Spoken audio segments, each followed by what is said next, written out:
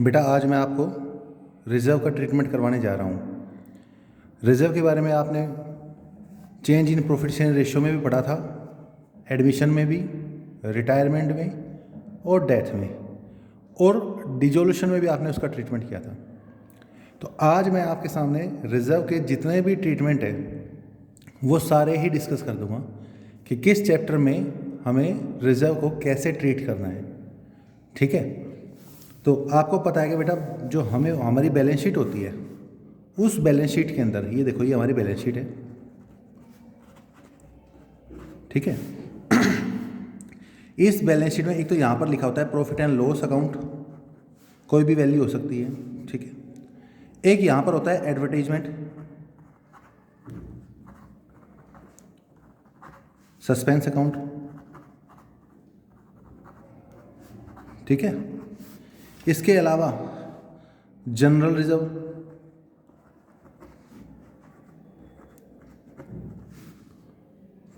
Profit and loss account. बेटा ये तो होता है प्रॉफिट के केस में और ये होता है लॉस के केस में। दोनों में से एक मिलेगा बेटा, दोनों नहीं मिलेंगे, मैं इसलिए यहाँ पे स्टार भी लगा देता हूँ। दोनों नहीं होंगे, या तो प्रॉफिट वाला होगा या फिर लॉस वाला। इसके अलावा वर्कमैन, कंपनसेशन,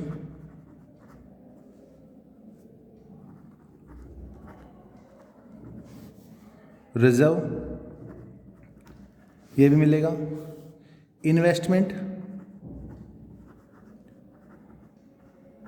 फ्लैक्चुएशन,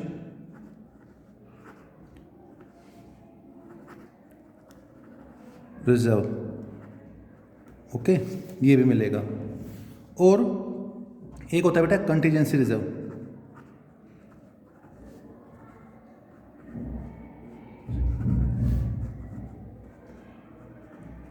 ठीक है, तो बेटा ये रिजर्व आपके होते हैं, मैंने यहाँ पे कितने बता दिए, 1 2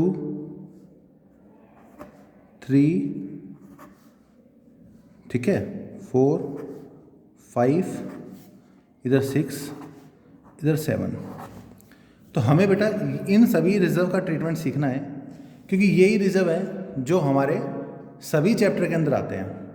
तो अगर आप कोई भी बड़े क्वेश्चन करोगे तब भी आएंगे, छोटे क्वेश्चन में डायरेक्ट भी आ सकते हैं। तो इनका ट्रीटमेंट कैसे होता है, सिर्फ बेटा एक कंडीशन, किसमें, जो प्रॉफिट शेयरिंग रेशियो में चेंज होता है उसमें, या कहीं पर भी ये बोला हो कि रिजर्व को डिस्ट्रीब्यूट नहीं करना, या पार्टनर चाहते हैं कि रिजर्व को डिस्ट्रीब्यूट नहीं किया जाए, उस केस में तो इसका ट्रीटमेंट गुडविल की तरह होगा। आप क्या करोगे बेटा, ओल्ड माइनस में न्यू सैक्रिफाइसिंग रेशियो निकालोगे और एक जनरल एंट्री पास कर दोगे, गेन टू सैक्रिफाइस। इसके अलावा अगर क्वेश्चन ने बोला है कि सिंगल जनरल एंट्री पास करो, तब भी बेटा आपको वही करना पड़ेगा कि आप सिंगल जनरल एंट्री पास करोगे। क्लियर है? इसके अगर सिंगल जनरल एंट्री के बारे में बोला गया है या फिर रिजर्व को डिस्ट्रीब्यूट नहीं करना उस बारे में बोला गया है, तब तो हम क्या करेंगे बेटा, ये देखो 1 + 2 + 3 + 4 + 5 -6 -7, जो भी आएगा इस अमाउंट का हम क्या कर देंगे, सैक्रिफाइसिंग रेशियो निकालेंगे।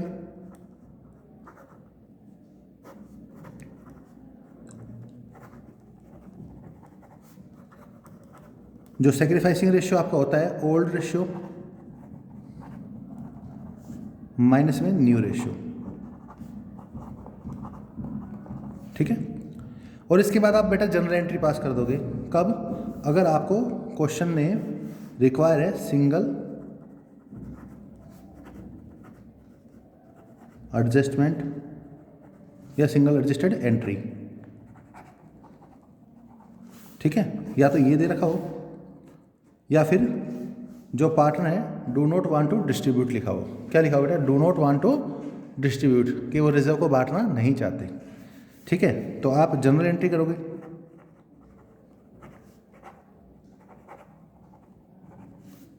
क्या करोगे, गेनिंग टू सैक्रिफाइस,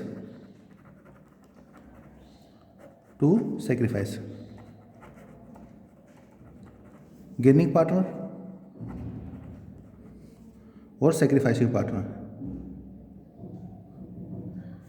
ठीक है बेटा, गेनिंग पार्टनर और नीचे क्या जाएगा बेटा आपका सेक्रीफाइसिंग पार्टनर। तो ये एंट्री आप पास कर दोगे, डेबिट और क्रेडिट। ठीक है, इस तरीके से आप कर दोगे इसके अंदर। मैं आपको इसके अंदर एक एग्जांपल लेके दिखा देता हूँ। जैसे सपोज करो कि आपको रिजर्व बता दिया 10,000 है।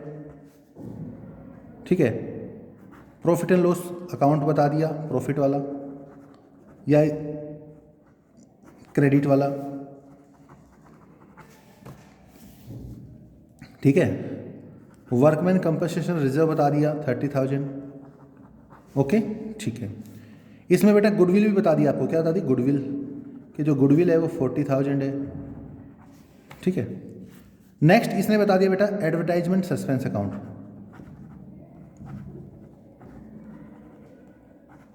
सस्पेंस अकाउंट, ठीक है, 20,000। तो हम क्या करेंगे बेटा, इन सबको प्लस कर देंगे, इसको माइनस कर देंगे, तो ये टोटल अमाउंट आ जाएगी। जो एडजस्टमेंट हम करेंगे वो आ जाएगी। ये हमारा आ गया बेटा 80,000 रुपीज़।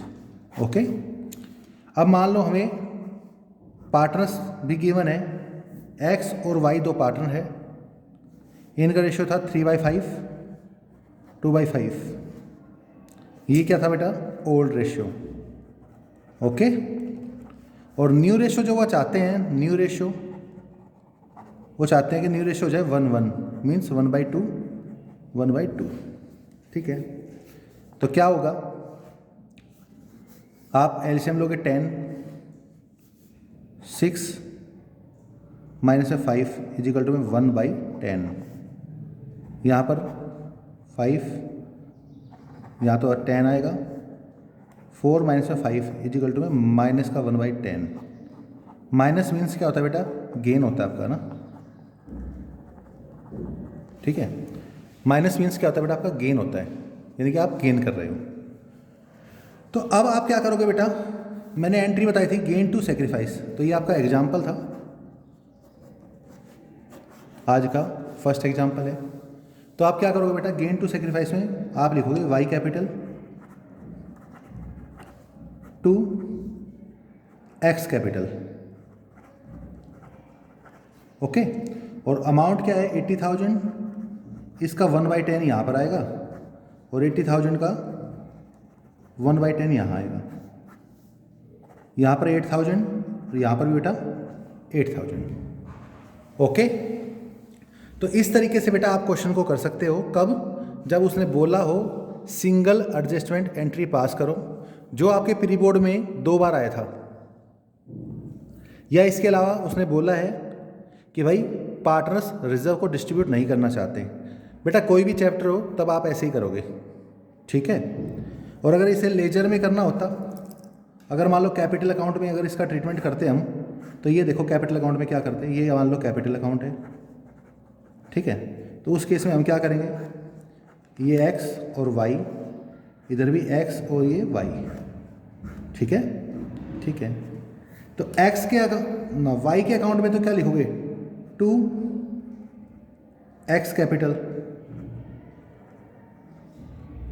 8,000, और यहाँ क्या लिखोगे, बाई y कैपिटल। ठीक है, 8,000।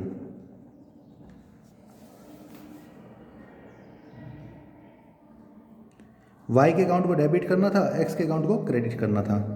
ठीक है, ऐसा इसलिए कर रहे हैं क्योंकि बेटा आप यहाँ पर देख रहे हो कि हो क्या रहा है, फ्यूचर में x क्या करेगा बेटा, सेक्रीफाइस करेगा 1/10 से, यानी कि x को फ्यूचर में इतना प्रॉफिट कम मिलना स्टार्ट हो जाएगा, जबकि y को इतना प्रॉफिट एक्स्ट्रा मिलेगा।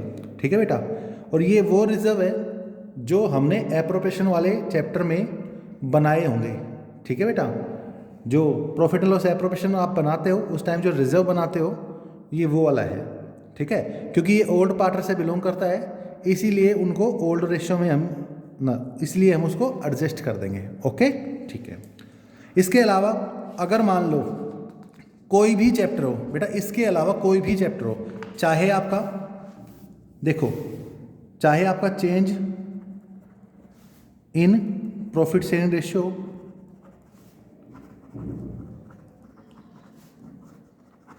चाहे आपका change in profit sharing ratio हो, ठीक है, चाहे आपका एडमिशन हो, रिटायरमेंट,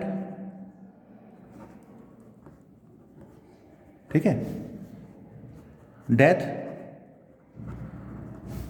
या फिर बेटा डिजोल्यूशन,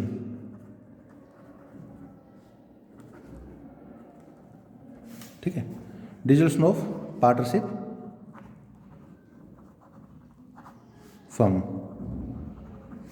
कोई भी हो बेटा, ठीक है बेटा।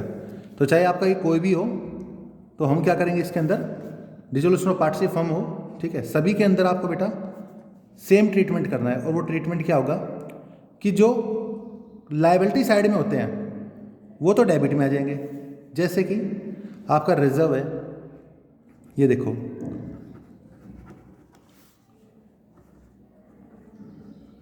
जनरल रिजर्व हो गया, प्रॉफिट एंड लॉस अकाउंट हो गया, ठीक है, वर्कमैन कंपनसेशन रिजर्व हो गया,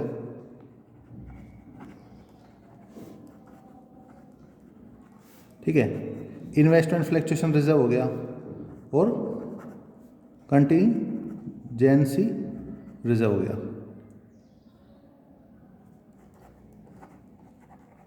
इन सब को बेटा अगर कोई लायबिलिटी है या कोई प्रोविज़न है तो हम उसमें एडजस्ट कर देंगे। अगर मान लो कोई लायबिलिटी या प्रोविज़न होगा तो हम उसे एडजस्ट कर देंगे, और कोई लायबिलिटी और प्रोविज़न नहीं है, ठीक है ना, जैसे मान लो कोई लायबिलिटी है, एक्सपेक्टेड लायबिलिटी है, तब तो हम उसके अंदर डाल देंगे। जैसे मान लो कोई एक्सपेक्टेड है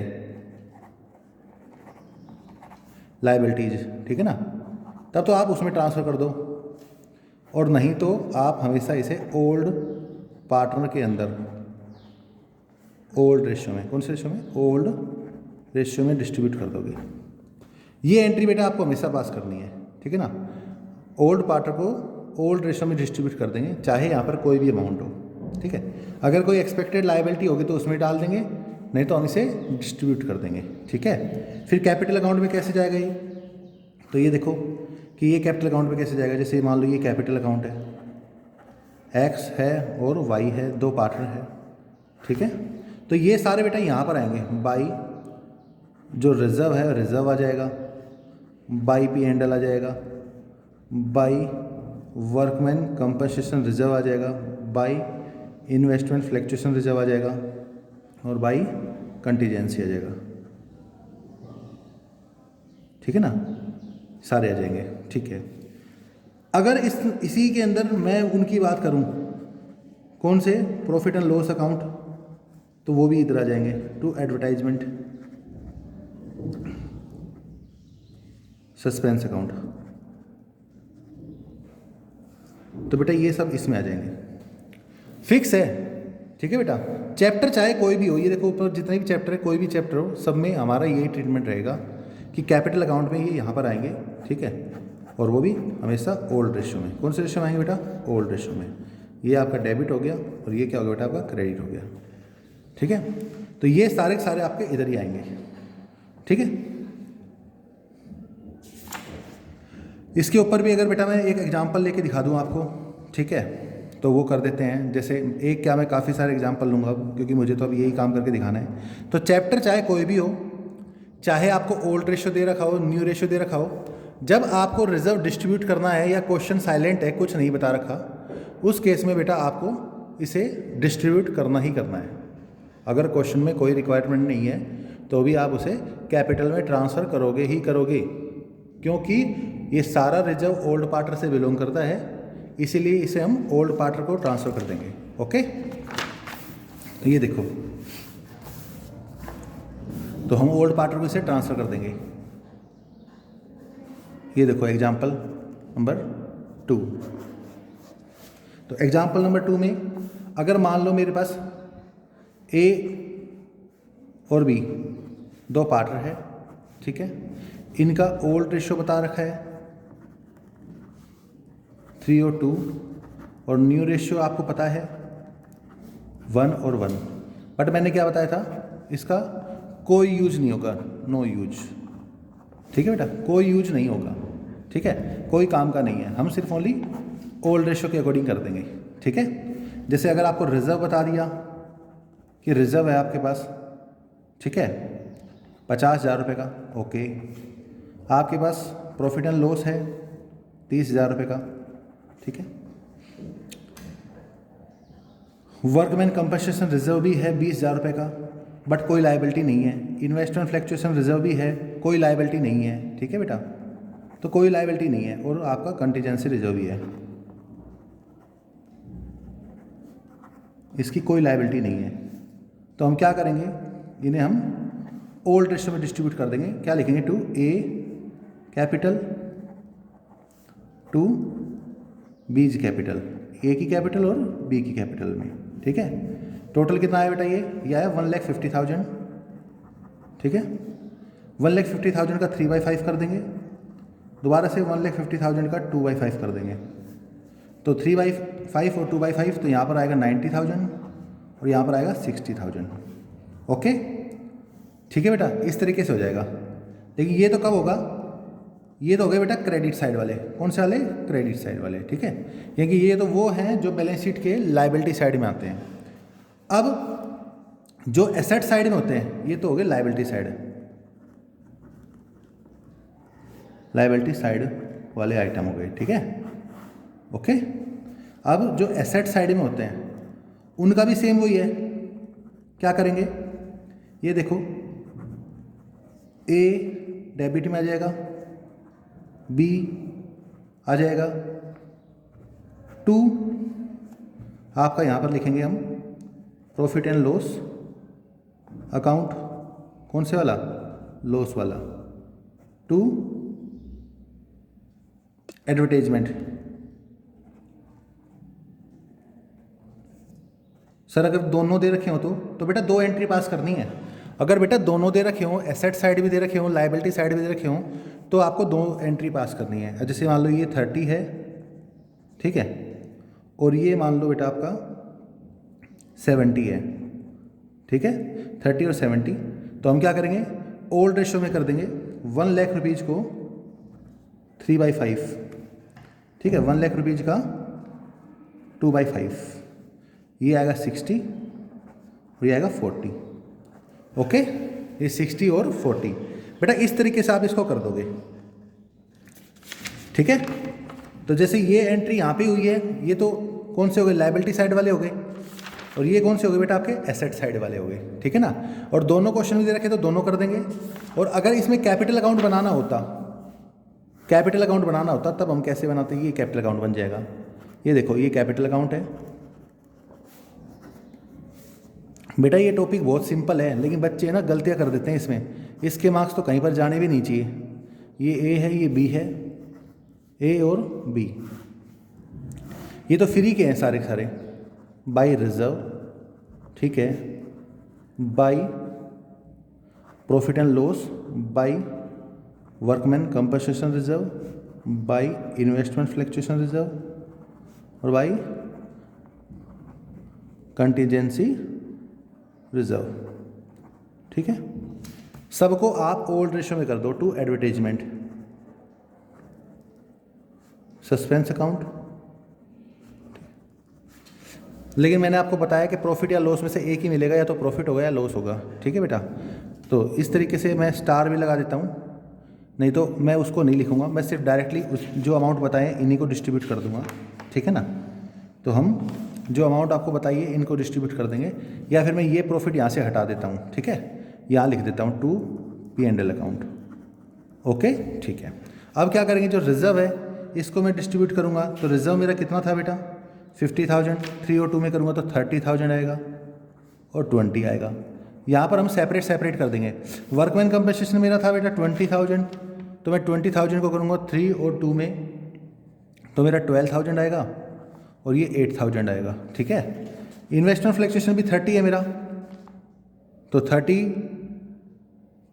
18,000 आएगा और 12,000 आएगा। ठीक है, और लास्ट में जो कंटीजेंसी रिजर्व है इसके अंदर हमारा 50,000 था, तो ये 30,000 आएगा और ये 20,000 आएगा। ओके, इस तरीके से हमारा हो जाएगा। ठीक है,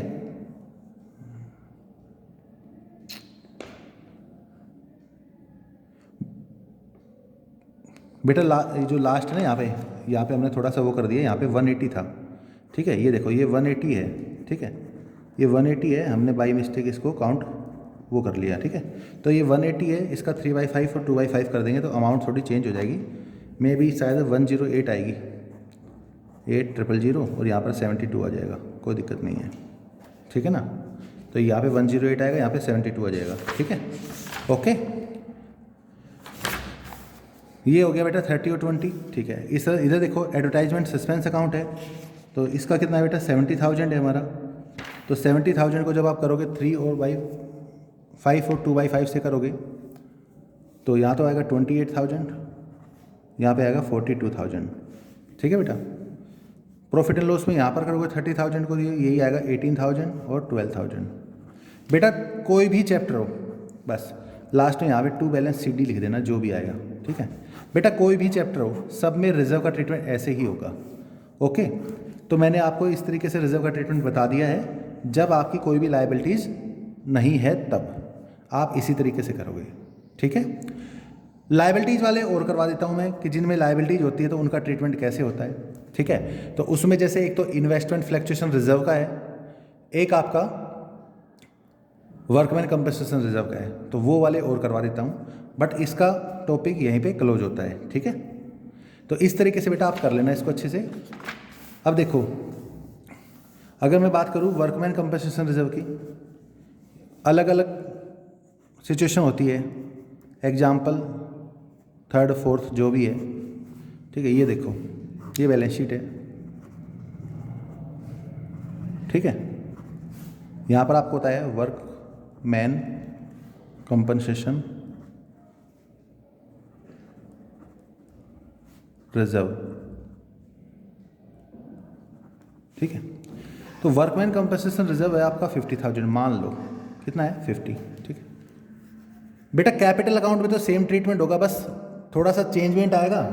तो यहाँ पे जितनी अमाउंट अगर लायबिलिटी में चली जाएगी तो वो तो लायबिलिटी में लिख देंगे हम, और डिफरेंस को डिस्ट्रीब्यूट कर देंगे हम। ठीक है, जैसे मान लो फर्स्ट है कि अगर कोई इन्फॉर्मेशन अवेलेबल नहीं है, नो इन्फॉर्मेशन अवेलेबल,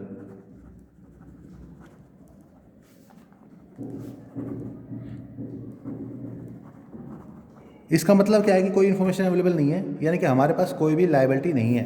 तो हम करेंगे क्या, WCR को डिस्ट्रीब्यूट करेंगे, ओल्ड पार्टनर जो भी है A कैपिटल और B कैपिटल। ओके, कर देंगे, 50,000 है, रेशियो आपको बताया 3 और 2 है, 3/5 और 2/5, 30,000 और 20,000। ठीक है, अगर मान लो इसमें आपको क्लेम बता दिया, प्रोविजन फॉर क्लेम बता दिया, provision for workman compensation claim. ठीक है, वो आपको बता दिया कि क्लेम है हमारे पास। ठीक है, कितने का, मान लो क्लेम है 30,000 का, तो हम तब उस केस में क्या एंट्री बनाएंगे बेटा, उस केस में ऊपर तो WCR आएगा 50,000। ठीक है, नीचे लिखेंगे provision for workman compensation claim, कितना 30, और डिफरेंस जो है वो डिस्ट्रीब्यूट कर देंगे A कैपिटल और B कैपिटल। ठीक है, तो डिफरेंस को डिस्ट्रीब्यूट कर दोगे तो यहाँ 18,000 आएगा, यहाँ 12,000 आएगा। ठीक है बेटा, वीडियो तो मैं छोटी छोटी भी बना सकता था, लेकिन आपका रिवीजन नहीं हो पाएगा। अगर अच्छे से करवाना है तो फिर एग्जाम्पल लेके ही करवाऊँगा, तभी समझ में आएगा, नहीं तो छोटी वीडियो भी बना सकता था मैं। तो यहाँ पे देखो बेटा, ये A है, ये B है। ठीक है, तो बस A और B के अकाउंट में क्या लिखोगे, बाई वर्कमैन कंपनसेशन रिजर्व 18,000 और 12,000। ओके, और बाकी ये जो अमाउंट है ये बैलेंस शीट में जाएगा बेटा, ये बैलेंस शीट में जाएगा, provision for workman compensation claim कितना है 30,000। ठीक है, ये बैलेंस शीट में चला जाएगा, ये बैलेंस शीट में चला जाएगा बेटा। ठीक है, अच्छा, अगर मान लो क्लेम इक्वल होता, मान लो देखो जो क्लेम है हमारा वो 50,000 होता, तब क्या करते? सिंपल सी बात है, ऊपर लिखता वर्कमैन कंपनसेशन रिजर्व, नीचे लिखता provision for workman compensation claim. यहाँ भी 50 और यहाँ भी 50। बेटा उस केस में कैपिटल अकाउंट के अंदर कुछ भी नहीं जाएगा, ठीक है ना, सारा का सारा किस में चल जाएगा बेटा? टोटल बैलेंस शीट में ट्रांसफर हो जाएगा, ठीक है। Provision for workman compensation claim 50,000 रुपये आपका बैलेंस शीट में आ जाएगा। ओके, ठीक है। अगर मान लो बेटा क्लेम इससे भी ज़्यादा होता, मान लो जो क्लेम है, अगर हमारा जो क्लेम है वो 70,000 होगा, सर ज़्यादा भी हो सकता है, हाँ बेटा हो सकता है। तो ज़्यादा होगा तो हम क्या करेंगे, ऊपर तो लिखेंगे वर्कमैन कंपनसेशन रिजर्व 50,000, यहाँ लिखेंगे provision for workman compensation claim 70। Difference जो है बेटा वो हमारा रीवैल्यूएशन में चल जाएगा, क्योंकि ये हमारी लायबिलिटी इंक्रीज हो गई। क्या हुआ बेटा? ये हमारी लायबिलिटी इंक्रीज हो गई, तो हम रीवैल्यूएशन में डाल देंगे, ठीक है। और उसके बाद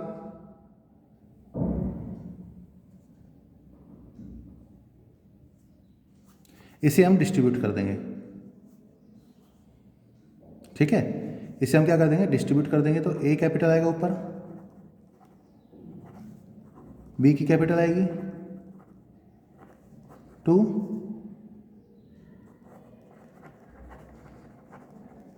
रिवैल्यूएशन, ठीक है, 20,000 है।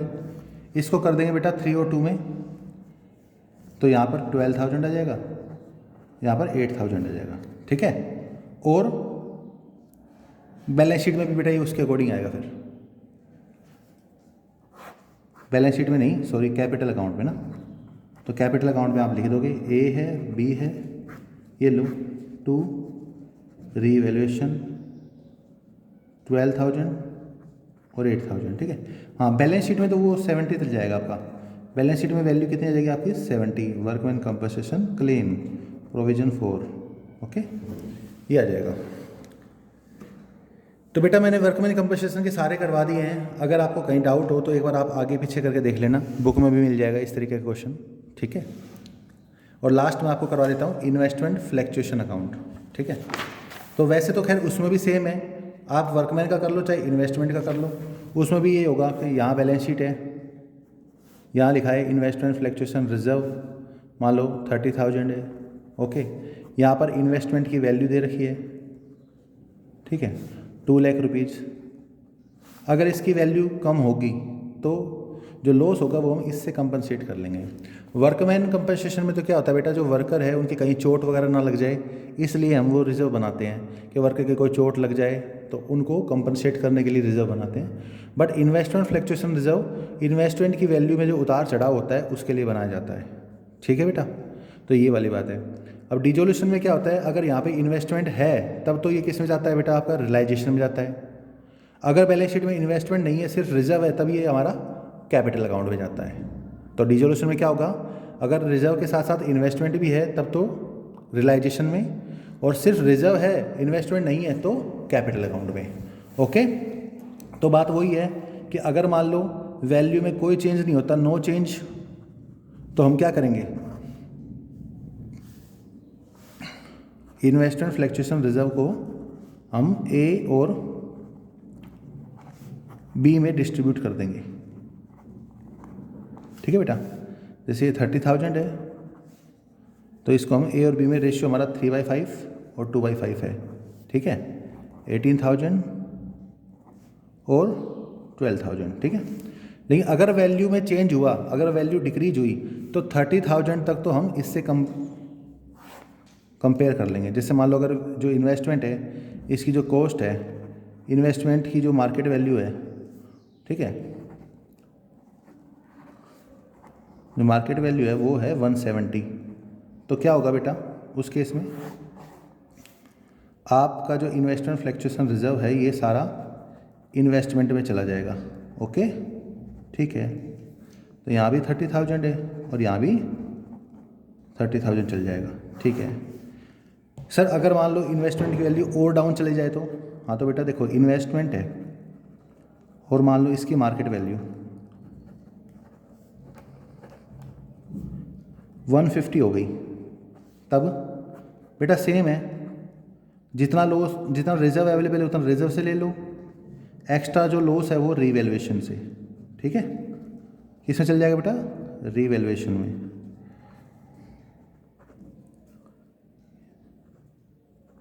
ठीक है, इन्वेस्टमेंट में 20 और ये हो जाएगा 50। ओके सर, वैल्यू इंक्रीज भी तो हो सकती है। हाँ बेटा हो सकती है। तो जब वैल्यू इंक्रीज होगी तब क्या होगा? जैसे मान लो जो इन्वेस्टमेंट है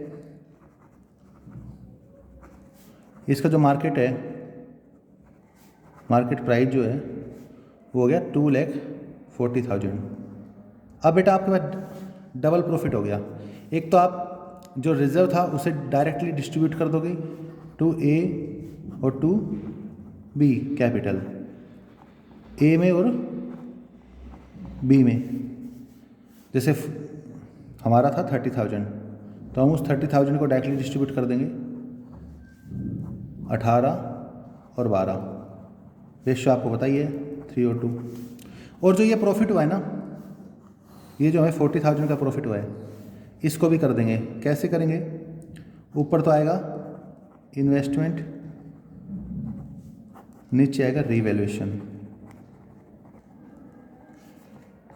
40,000 और ये भी 40,000 और उसके बाद रीवैल्यूएशन ऊपर आ जाएगा, ठीक है। और